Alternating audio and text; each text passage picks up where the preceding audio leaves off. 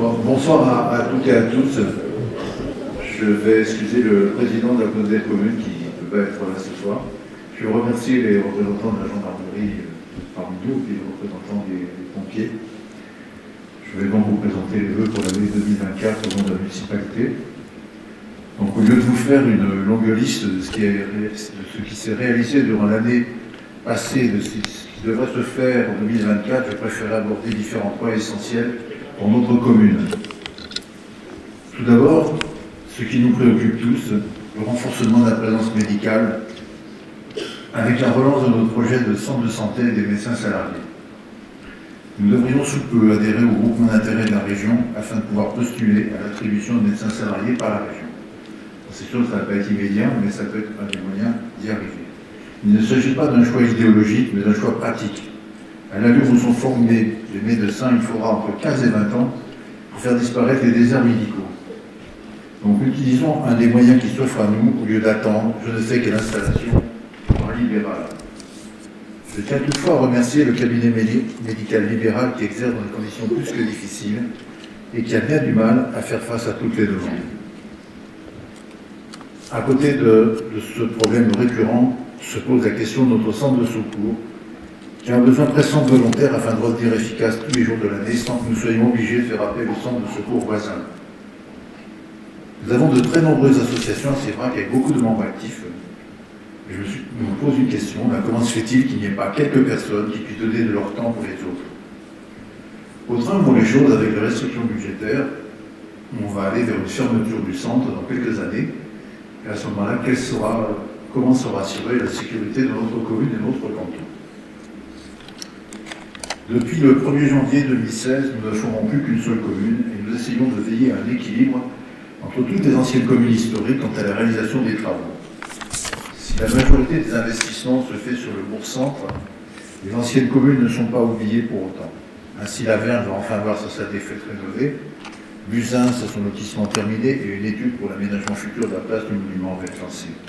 Rocoul a vu son école rénovée au niveau thermique, et enfin la Panos aura de gros travaux d'assainissement rue des Brèches.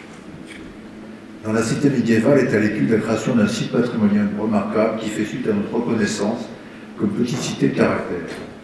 Fin septembre, nous déposerons ce dossier au ministère de la Culture, qui devrait définir dans la cité médiévale une surface plus protégée, donc réglementée au niveau de l'urbanisme.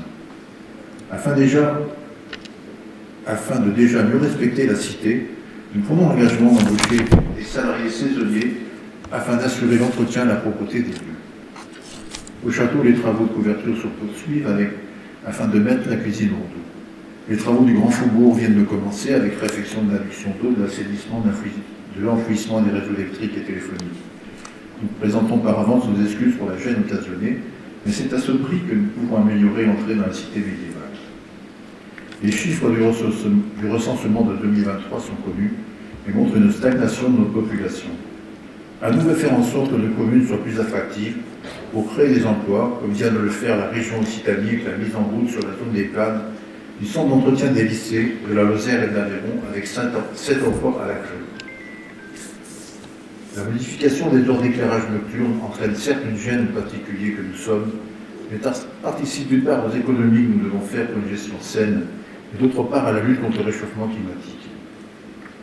Pour finir, cette année verra l'ouverture de la médiathèque qui doit devenir, vu sa situation, le poumon au niveau de l'animation culturelle dans notre commune.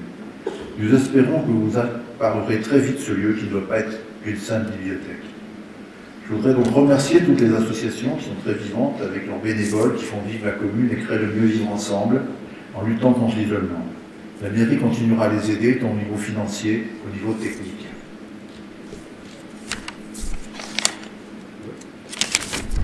Merci aussi à tout le personnel communal, administratif, scolaire et technique qui participe aussi au dynamisme de la commune. Je voudrais aussi remercier le personnel de l'EHPAD, qui est aussi le personnel communal, qui a beaucoup de travail dans des conditions très difficiles. Pour terminer, l'année 2023 a été marquée par l'inflation et la crise énergétique impactant les revenus de tous les foyers. Espérons que 2024 nous apporte un peu de répit et que vous puissiez tous accéder à la réalisation de vos vœux. Je tiens à vous souhaiter à tous et à toutes une très bonne année et bonne santé pour 2024.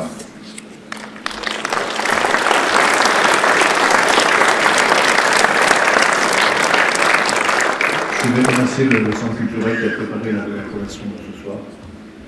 Ils sont très efficaces. Puis je vais céder la parole à Brigitte Croisière, adjointe aux écoles, qui va nous parler du vernissage des dessins qu'ont fait les enfants.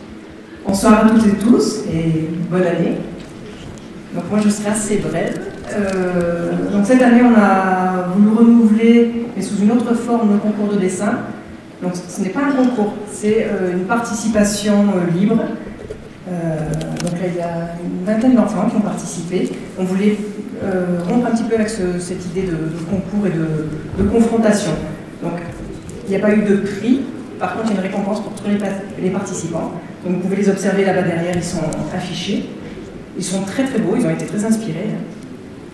On voit qu'il y a une forte représentation de Séverac même, donc, et du château. Donc, est-ce que toute la commune a participé? Ça va falloir qu'on creuse un peu plus. Et donc là, le vernissage est donc ce soir, et donc tous les dessins seront affichés, exposés à la bibliothèque là, pendant tout le mois de janvier. Voilà. Donc on peut applaudir tous les participants.